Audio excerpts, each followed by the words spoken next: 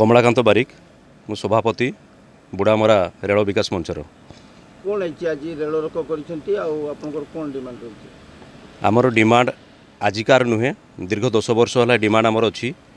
विगत दिन में 5/9/2012 आम थे रेल रोक करूँ से उपरिस्थ कर्तृपक्ष माने आमर डिमांड अनुजाई नॉन ऑफिशियली रास्ता जो एनएच क्रॉस कर नाम रे से माने किछि सेकेंड पे छिड़ा करूले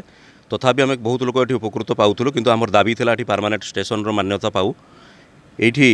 पाखापाखि 10-15टी पंचायत एमती कि ओडिशा बिहार झारखंड बेंगल रो लोक मध्य आसी एठी उठंती केवल कम्युनिकेशन सुविधा अच्छी एनएच साइट रे अच्छी से आम ए लड़ाई आमर थिला किंतु उपरिस्थ कर्तृपक्ष माने से जो आमर मौलिक सुविधा थिला किछि सेकेंड पे छिड़ा करथिले ताहा मध्य फेब्रुआरी 2 तारिख से उठे नहीं दीर्घ 2 मास है आम ऑफिस रो ऑफिस दौड़ी उपरिस्थ कर्मचारी पाक जाइकिरी विफल होइचु।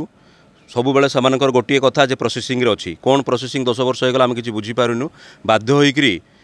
गोटे जनजागरण सृष्टि है और समस्ते स्वतःपूत भाव में आपण मैंने देखिपे हजार हजार लोक आज आसछंती। मत तो खुशी लगुच बहुत संख्यार माँ मैंने आसी उपस्थित होती रेल रोक करने ये जो सुविधार आम वंचित आज होइचु ता केमती भविष्य में न होबू एवं आमर दाबी रही यथाशीघ्र परमानेंटली